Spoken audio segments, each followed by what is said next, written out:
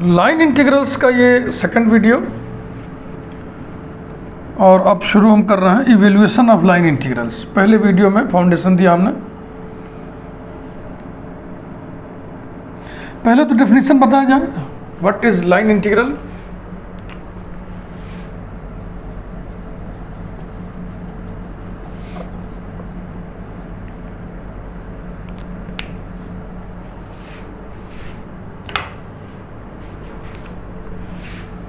Let capital C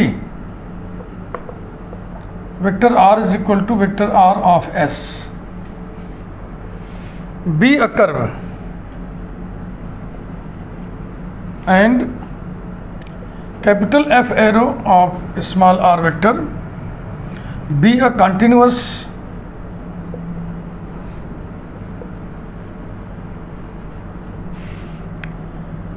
vector point function।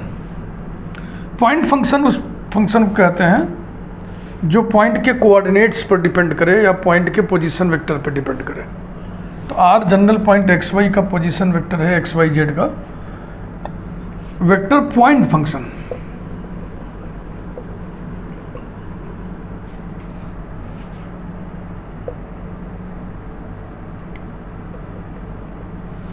Then the integral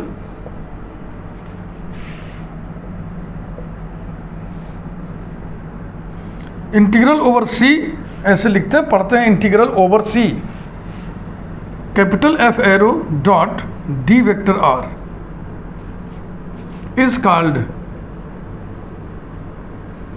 the tangent line integral. Tangent line integral और simply line integral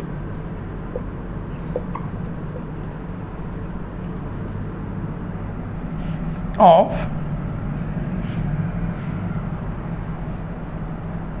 f arrow along C,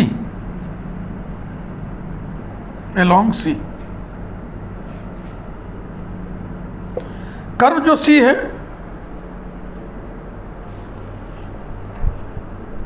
इसका description हमेशा anticlockwise होगा। Foot note देखें, पहला footnote, if the curve C is a closed curve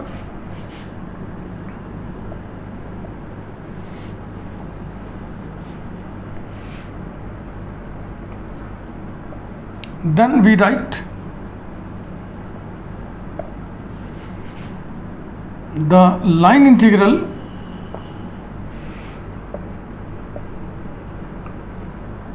as integral, ऐसे लिखते हैं, इसको पढ़ते हैं integral over closed curve C F arrow dot D vector R. दूसरा फुटनोट बहुत इंपॉर्टेंट है, मैकेनिज्म समझाएगा इसका कि आखिर में इस इंटीग्रल में इंटीग्रेट किसको किया जा रहा है, किसके रिस्पेक्ट में। F arrow dot D vector R is equal to F arrow dot D vector R upon D S.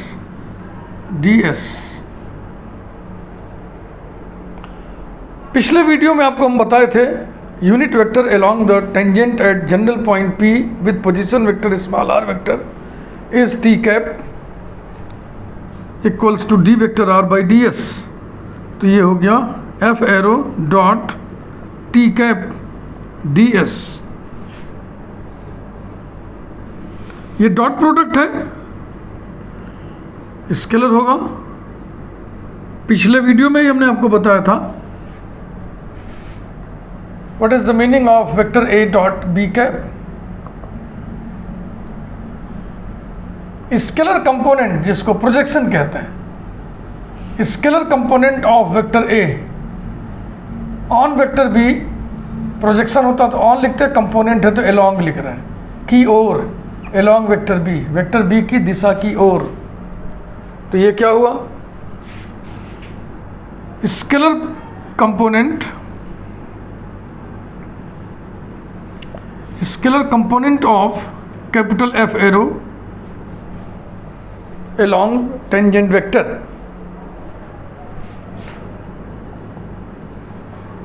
along the tangent vector at capital P with position vector small r, bracket बंद और ds। ये रहा।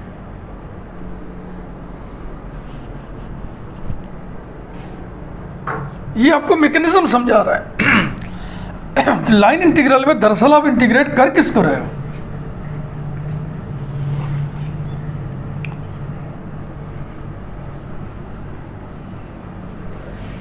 बहुत ही special जानकारी है ये जो आपको हम दे रहे हैं इसमें सेकंड फुट नोट में। Therefore integral over C F arrow dot D vector R का मतलब हो गया इंटीग्रल ओवर सी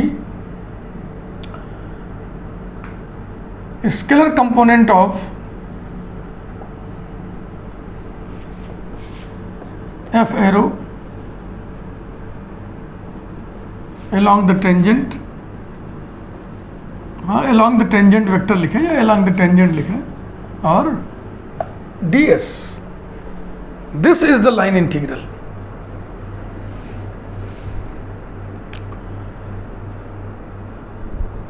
लाइन इंटीग्रल की लिमिट्स जो ली जाती है वो पॉइंट टू पॉइंट ली जाती है, जबकि वो इंटीग्रल जो आप 11th से पढ़ना शुरू किए थे उसमें लिमिट्स का मतलब होता है बाउंडिंग लाइंस के इक्वेशंस। थोड़ा ठेठ में बोल दे तो ऐसे बोल दें इक्वेशंस ऑफ बाउंड्रीज, ये इंग्लिश का ठेठ हो गया। Equations of boundaries. Area integral जो पिछले वीडियो में हमने आपसे चर्चा किया था। अगर आप ये वीडियो मेरा पहला वीडियो देख रहे हैं तो आप प्लीज़ इसके पहले वाला वीडियो ज़रूर देख लें, क्योंकि देखो मैं बार बार बोल रहा हूँ पिछली वीडियो में। आइए अब हम एक एग्जाम्पल उठाएं।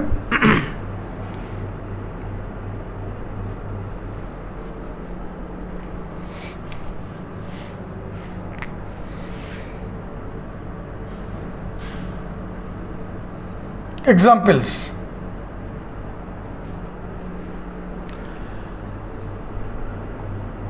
Rectilinear paths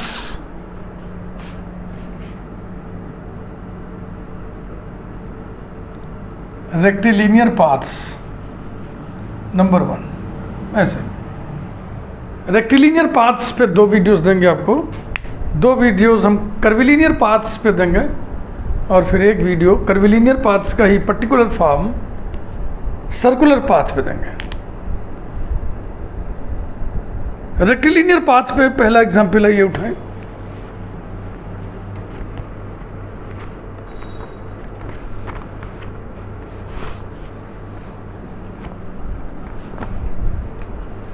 show that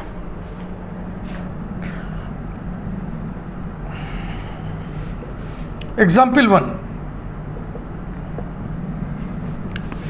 integral over C F arrow dot D vector R is equal to -2ab square, where capital F arrow is equal to x square plus y square i cap -2xy j cap, semicolon. The curve C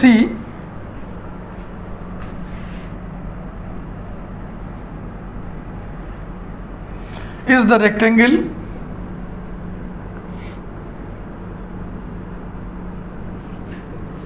in xy plane bounded by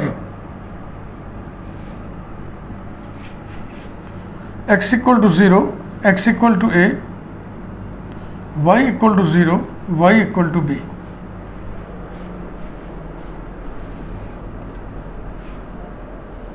solution देखें, बहुत ही classify करके सारा matter हम आपके सामने प्रस्तुत कर रहे हैं इस प्लेलिस्ट में, बहुत ज़्यादा क्लासिफाइड। देखो पाथ्स को भी हमने क्लासिफाई कर दिया। रेक्टिलिनियर माने सीधी रेखा, अभी हम पाथ सीधी रेखा पर ले रहे हैं। फिर हम कर्व पर पाथ को हम कर्व जैसा लेंगे, फिर उसको भी पर्टिकुलराइज करेंगे। सर्किल भी तो कर्व ही है।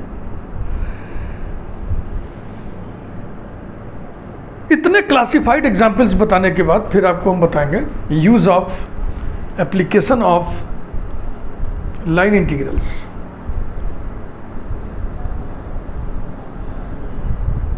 जब हम डिस्प्लेसमेंट कर्व पर मेजर करते हैं तो किसी फोर्स के द्वारा वर्क डन लाइन इंटीग्रल के द्वारा निकाला जाता है।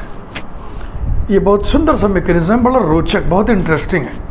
आप ध्यान रखिए, 4-6 वीडियो के बाद फिर मैं वर्क डन वाले एग्जाम्पल्स बताऊंगा।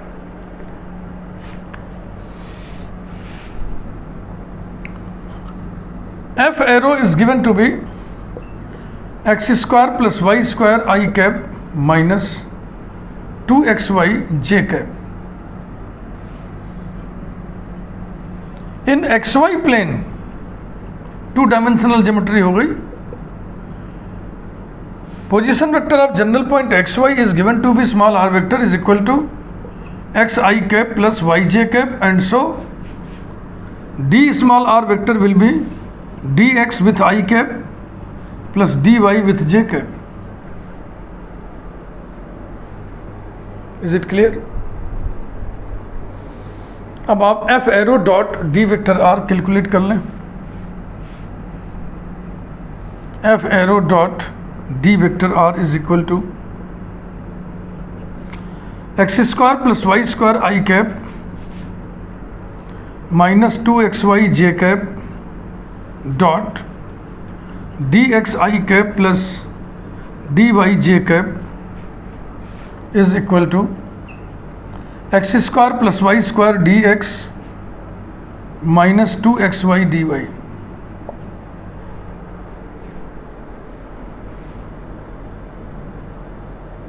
दिए हुए पाथ पर आइए इसको हम इवेल्युएट करें, इंटीग्रेट करें। इवेल्युएट करें ना, इसको इंटीग्रेट करें। अभी इस पर इंटीग्रल लगाना बाकी है।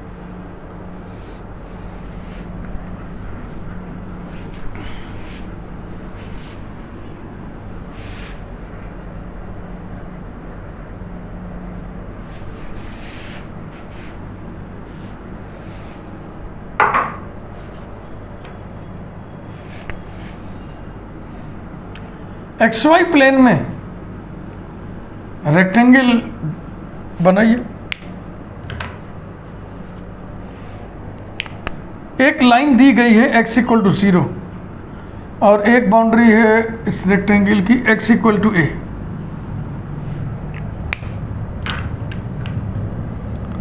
और दिया गया है y इक्वल टू 0 और दिया गया है y इक्वल टू b। इन चारों से मिलकर के जो रेक्टेंगल बना उस पर मैं डिफरेंट कलर चढ़ा दे रहा हूँ। और देखो मैं रेक्टेंगल बनाना शुरू कर रहा हूँ। किसी भी कॉर्नर से स्टार्ट करिए। आपको मूवमेंट किधर लेना है? एंटी क्लॉकवाइज, जिसको काउंटर क्लॉकवाइज भी कहते हैं। ऐसे यही है पॉजिटिव ओरिएंटेशन, इसको कहते हैं। कर्व को डिस्क्राइब करते समय ओरिएंटेशन पॉजिटिवली रखना है तो एंटी क्लॉकवाइज रखा जाता है। एंगुलर पॉइंट्स यानी कॉर्नर्स के नोमेनक्लेचर कर दें ए बी, और इसको कैपिटल C लिखना है। कैपिटल C कर्व के लिए भी लिखा गया है, इसलिए थोड़ा सावधानी बरतिएगा। ये C दूसरा है और C दूसरा है। Clear? Now integral over C capital F arrow dot D vector R is equal to integral over OA F arrow dot D vector R plus integral over AB F arrow dot D vector R plus integral over BC F arrow dot D vector R plus integral over CO F arrow dot D vector R। अब आप समझिए, जो C है, C consists of 4 paths: straight line OA, straight line AB, straight line BC, straight line CO। चारों हिस्से rectilinear हैं।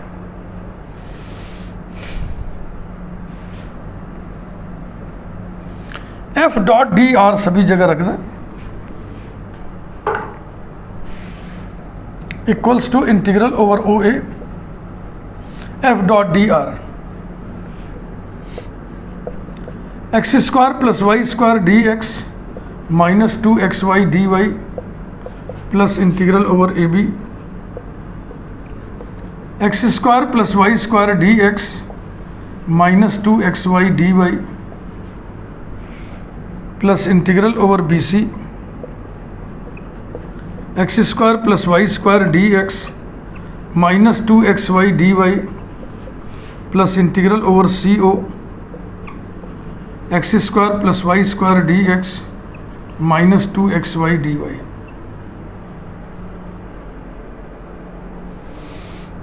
इसे numbering करना है और अब हम काफ़ी कुछ डेटा अलग से डिस्कस करेंगे, उन सबको उठा करके इसमें फीड कर देंगे और काम बन जाएगा।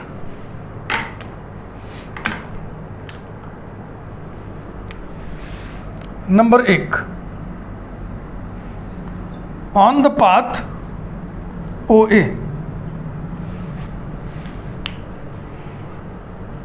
OA पाथ पर y बराबर 0 होगा। बोलिए होगा कि नहीं होगा?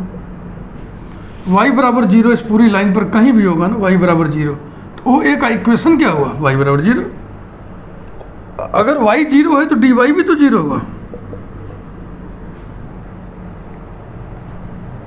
Clear?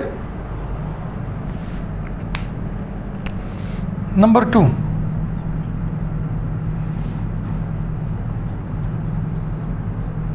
on the path AB x equal to a, x equal to a is constant, तो डिफरेंशिएट करने से dx बराबर कितना आ जाएगा? 0।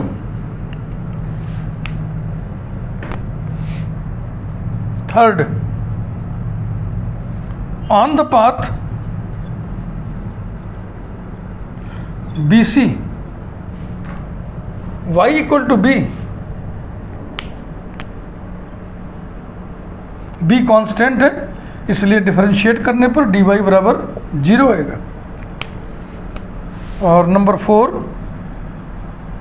ऑन द पाथ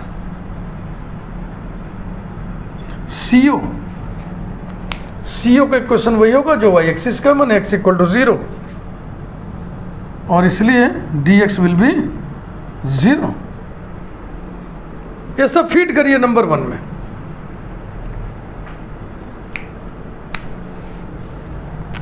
यहीं पे करते रहे। Therefore integral over C f arrow dot d vector r is equal to integral over OA bracket, या ऐसे ही देख लो ब्रैकेट क्या लगाना है। OA पाथ पर dy 0 है तो ये 0 हो जाएगा, dy वाला टर्म यही बचेगा, और इस बचे वाले में भी y को क्या कर देना है? 0। तो हो गया x square dx plus integral AB पर आइए, AB पर dx 0 है, ये ख़त्म हो गया, ये हिस्सा dx वाला हिस्सा ख़त्म, यही हिस्सा बचेगा, और इस बचे हुए हिस्से में x इक्वल टू a रख दो, तो हो जाएगा माइनस 2a y dy, ये रहा, plus integral over BC,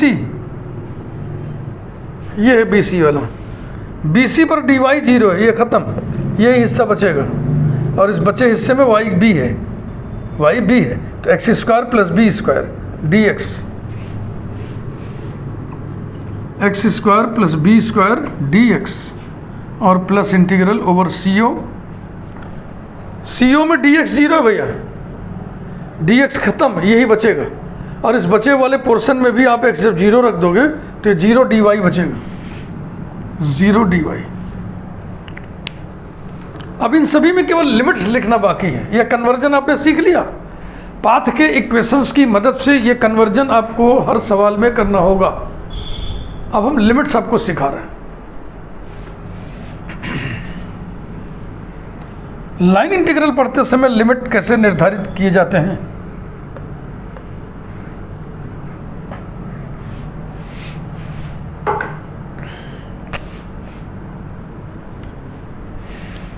implies that integral over C capital F arrow dot D vector R is equal to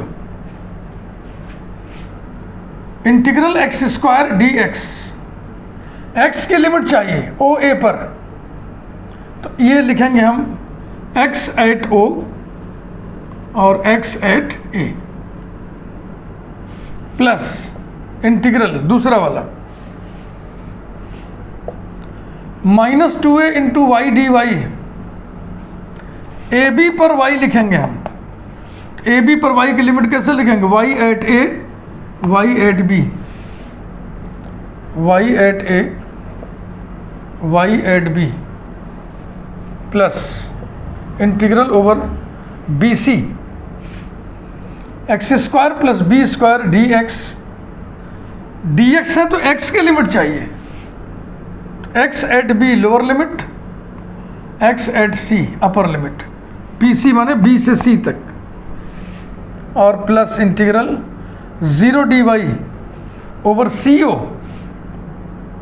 और डी वाई है तो वाई की लिमिट चाहिए, Y at C Y at O implies that integral over C capital F arrow dot D vector R is equal to, समझ लिए भैया ना। Line integral में लिमिट ऐसे लिखा जाता है पॉइंट पॉइंट पर, जबकि जो इंटरमीडिएट 11th से आप पढ़ रहे हो इंटीग्रल, एक बार पुनः देख लें, y equal to f of x x axis और ordinates x equal to a और x इक्वल टू b के बीच का जो एरिया है, इसको कैलकुलेट करने के लिए जो फार्मूला होता है वो होता है integral a to b y dx।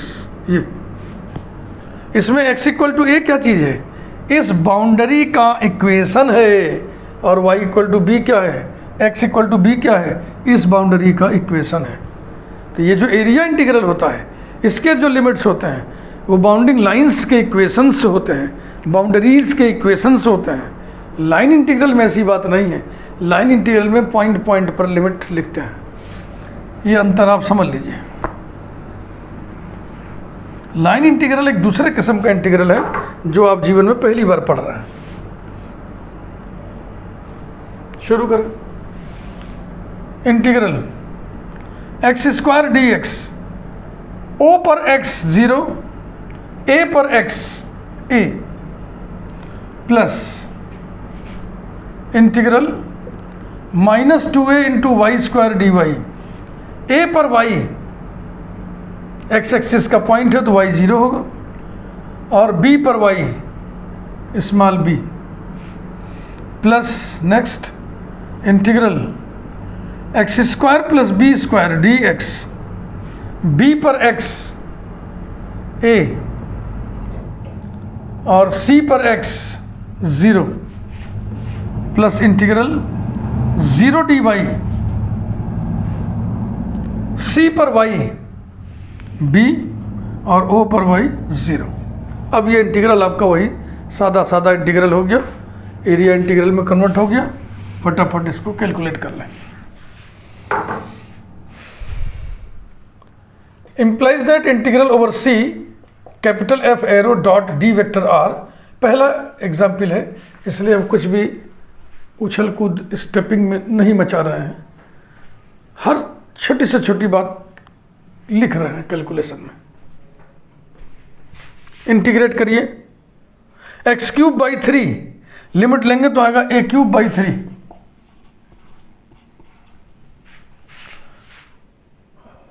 ये कितना आएगा, ये गलत हो गया, ये वाई स्क्वायर नहीं है, ये वाई स्क्वायर नहीं है, ये बेटा गलती हो गई हमसे।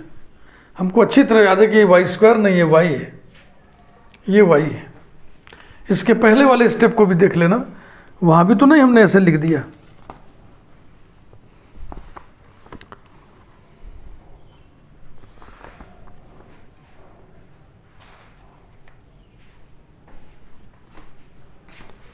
वाई स्क्वायर अपॉन 2 आएगा, 2 कैंसिल हो गया तो माइनस ए बी स्क्वायर बचेगा, minus a b square, plus इसे देखो ये लिमिट उल्टी है ना, इसलिए जो भी चीज़ आना है उसमें माइनस लगा दे रहा है, माइनस, और सीधी लिमिट ले ले रहा है। एक्स क्यूब बाई 3 माने ए क्यूब बाई 3 और plus a b square.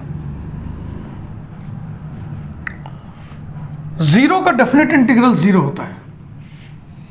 A cube by 3 cancel हो गया, minus a b square is equal to minus 2ab², यही लाना था। ये जरा ध्यान से चेक कर लेना, ये y dy है। इसके पहले वाले स्टेप को नहीं ध्यान में मिटा दिया ना, आप लोग देख लेना, और झटके से y² लिखा गया।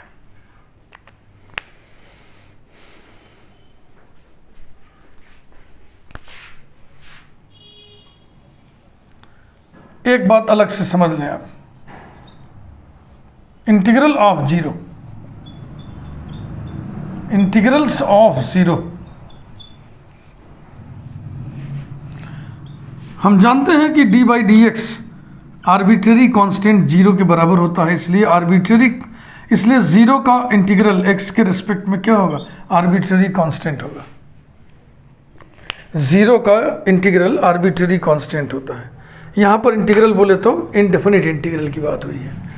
यही अगर डेफिनिट इंटीग्रल निकालना हो a टू b 0 dx, तो हम क्या लिखेंगे c, और लिमिट लेंगे हम x equal to a to x equal to b। ये आप पढ़े हुए इंटरमीडिएट में डेफिनेट इंटीग्रल की लिमिट्स कैसे ली जाती है।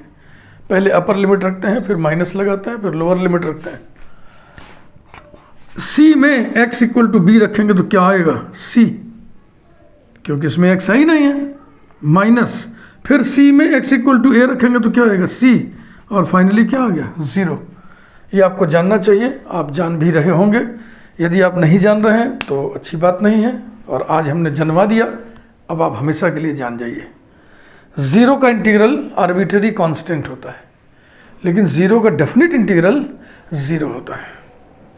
इस पहले एग्जाम्पल में मैंने बहुत ही स्टेपिंग किया है, और हर छोटी बड़ी बातों को आपके सामने रखा, समझाया। कॉन्फिडेंस कुछ तो आया होगा आपको, और बचा खुचा जो रह गया वो कॉन्फिडेंस हम डेवलप कर देंगे अगले वीडियो में। Thank you very much. Video like करिए। चैनल यदि आपने अभी तक सब्सक्राइब ना किया हो तो चैनल आप ज़रूर सब्सक्राइब कर दें। चैनल आपको सब्सक्राइब कर ही देना चाहिए। यदि हमारे काम से, हमारे मिशन से आपको सरोकार रखना है तो बेल आइकन भी प्रेस किए रहिए, क्योंकि ये प्लेलिस्ट की शुरुआत है, 2 ही वीडियो भी हुए हैं, और मेरा अंदाज़ा है कि 9-10 वीडियोस कुल मिला के इसमें बनेंगे। Thank you.